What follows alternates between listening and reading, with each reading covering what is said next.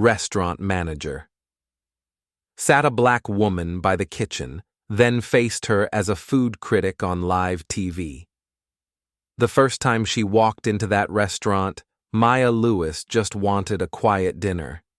It was a Friday evening in a city that liked to show off.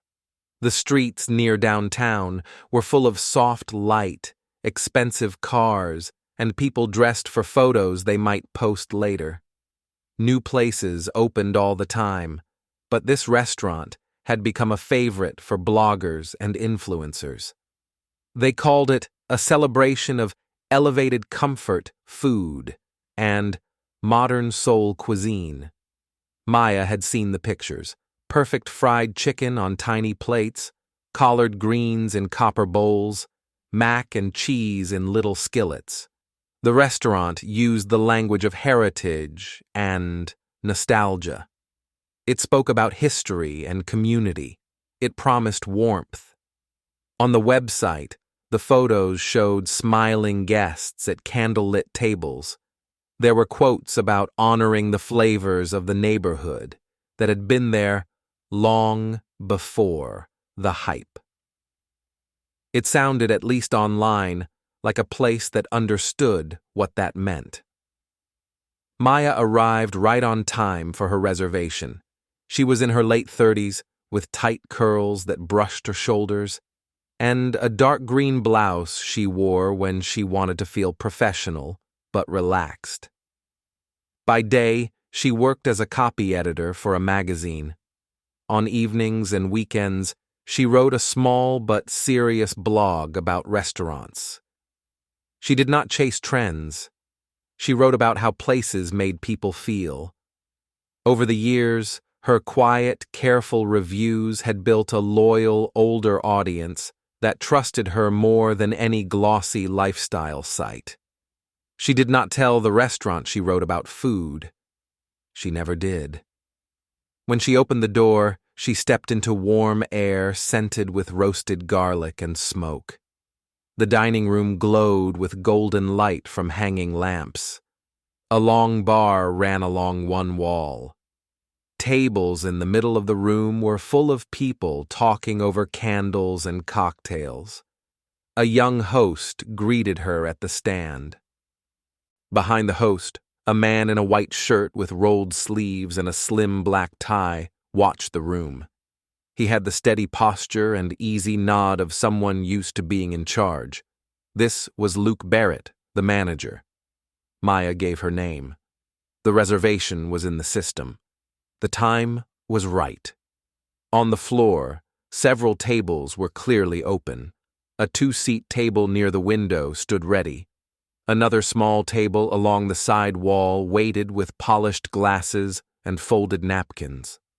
The host checked the screen, glanced toward Luke, and then asked Maya to follow. They did not walk toward the window. They passed the side table. They moved through the main dining room and kept going. At the back of the restaurant, near the swinging door to the kitchen, stood a small table squeezed into a corner. Every time the door opened, steam and noise rushed out. Servers carrying heavy trays had to twist their bodies to avoid bumping the chairs. The light was harsher here. The air was hotter. The view was a wall and the backs of people moving in a hurry. This is where they sat her. No one said that the other tables were reserved. No one explained anything at all. The host placed a menu in front of her and disappeared. Luke continued to move through the room like a conductor, nodding to regulars, straightening candles, pausing to chat with tables by the window. From her seat, Maya could see almost the entire restaurant. She saw couples seated at the nicest spots as soon as they walked in. She watched servers bring water and bread quickly to certain tables while others waited. She noticed which guests got easy smiles and small extra touches, and which did not. At her own table, the pattern unfolded slowly but clearly. Water arrived late. Her server looked tired and rushed. Appetizers went to tables that had been seated after her. When she finally placed her order, her plate took longer than most to appear. The food, when it came, tasted rich and carefully designed.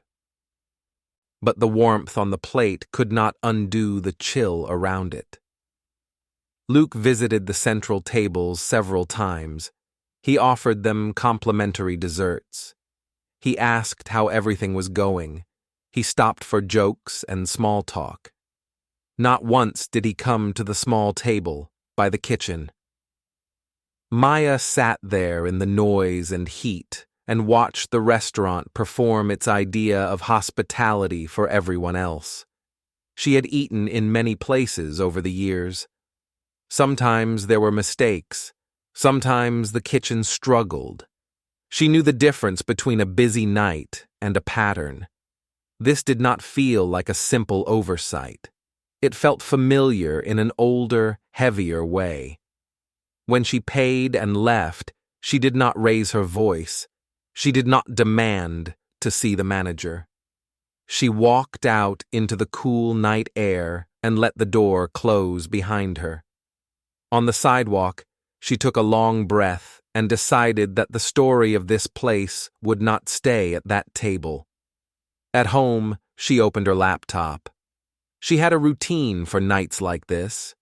First, she wrote the facts: reservation, arrival time, available tables, where she had been seated, how long she had waited. She noted how many times staff passed her without looking. She described the way attention bent toward certain guests and away from others. Then she wrote about feeling. She did not accuse anyone by name. She did not use the word racist as a weapon or a headline. She simply described what it means to be placed near the kitchen while empty tables sit in the center of the room. She wrote about the old habit of pushing black customers to the edge of the space, out of the soft light and away from the best seats. Her readers were mostly older black women and men who had lived through enough of these nights to understand without much explanation. Many had followed her blog for years. They trusted that she would not exaggerate. They trusted her calm, almost forensic tone. The review began to travel. It was not viral in the way people usually meant. It did not explode overnight. It moved quietly, one share at a time, through email and group chats, among people who actually went to the kinds of restaurants she wrote about. Some readers sent her stories of similar evenings in other places.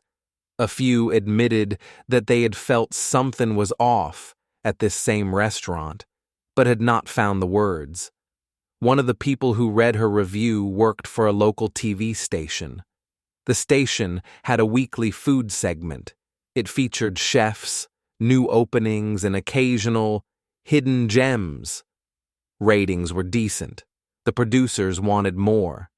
They had been talking about a different kind of episode, one not just about flavors, but about treatment. When the producer read Maya's piece, he saved it. He read a few of her other posts and saw the same pattern: precise details, even tone, clear sense of what fair service should look like. He reached out with a simple invitation.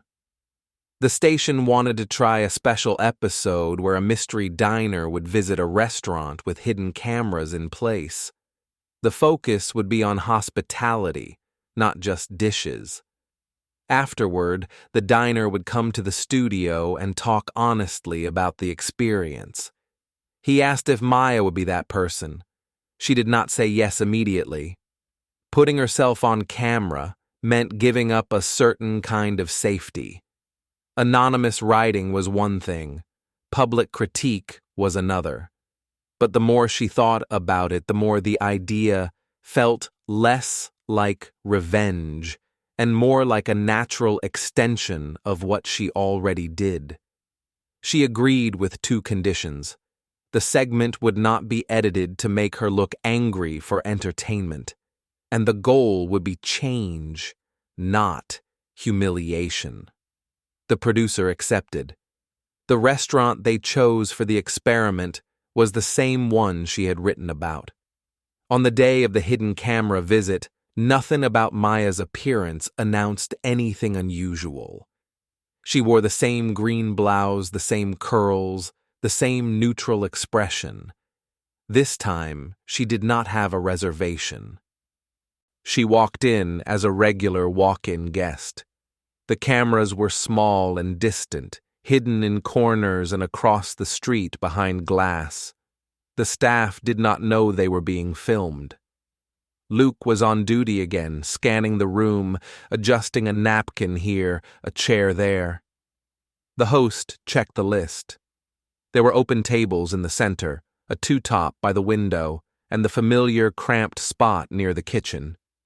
For a moment, the pattern almost repeated itself. Old habits lined up like pieces on a board. Then something shifted.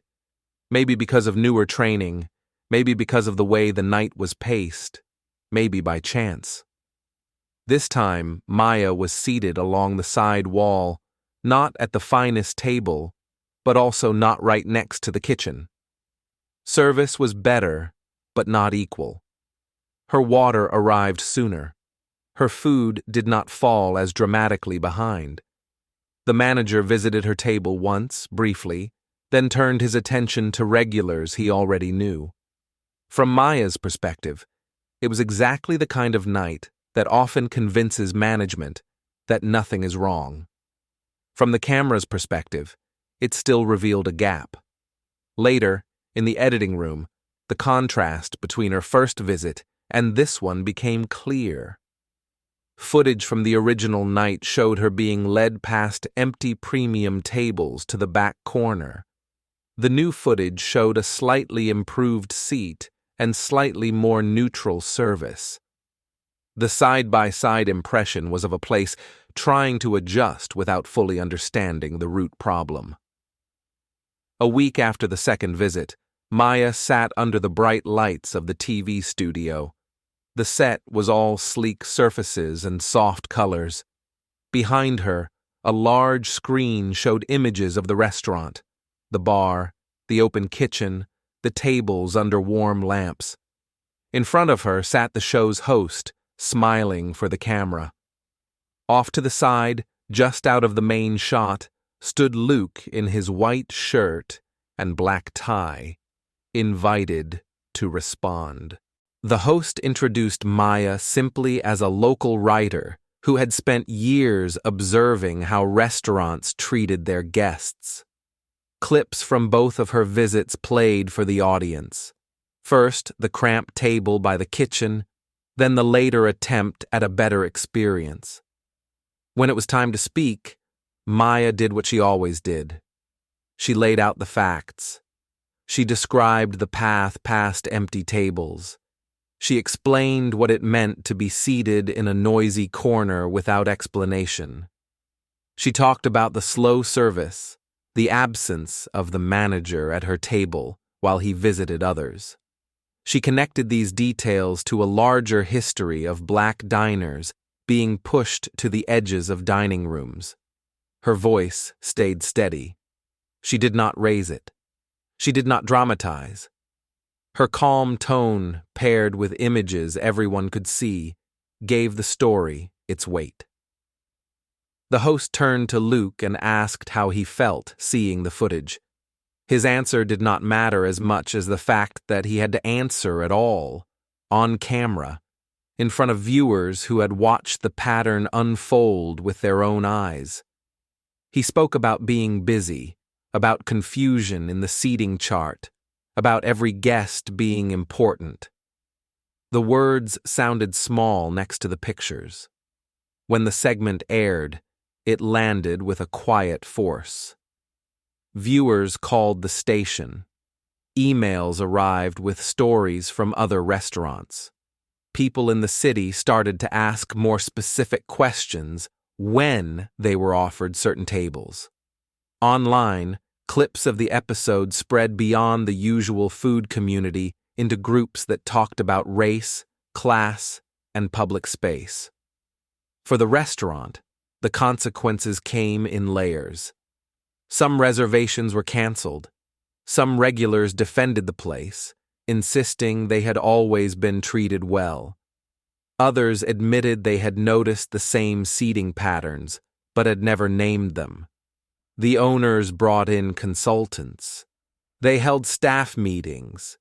They looked more closely at who sat where, who waited how long, who got extra attention when something went wrong. Eventually, policies changed. Host training changed. The seating chart changed.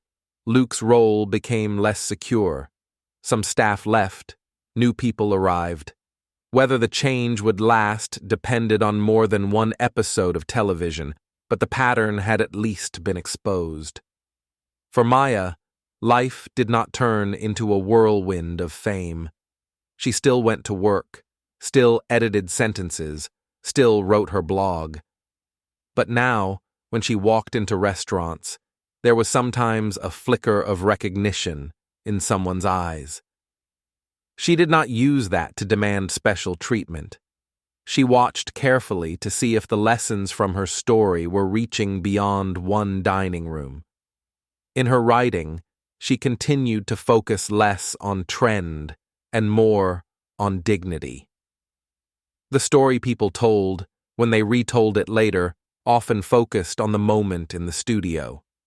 The black woman seated at the news desk, calm and precise, and the manager standing under bright lights with nowhere to look but at what he had done. But the real power of the story lay in something quieter. It lived in the shift from a small, noisy table by the kitchen, where one woman had once been placed without a second thought, to a place where her experience could not be pushed out of sight. It lived in the fact that this time, when the story of that night was finally told, the person who had been sent to the edge of the room was the one sitting in the center of the frame.